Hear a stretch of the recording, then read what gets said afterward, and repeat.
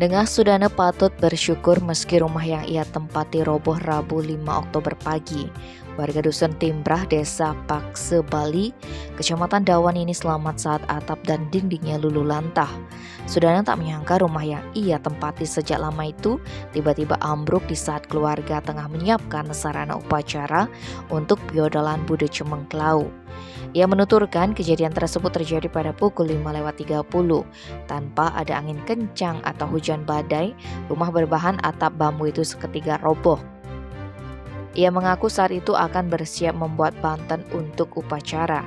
Pihaknya berharap ada uluran pemerintah seperti bantuan rehab rumah. Harapan Sudana ada titik terang setelah Bupati Klungkung Inyoman Suwirte datang ke rumahnya. Bupati Suwirte juga menyerahkan beberapa perlengkapan bantuan untuk keluarga tersebut.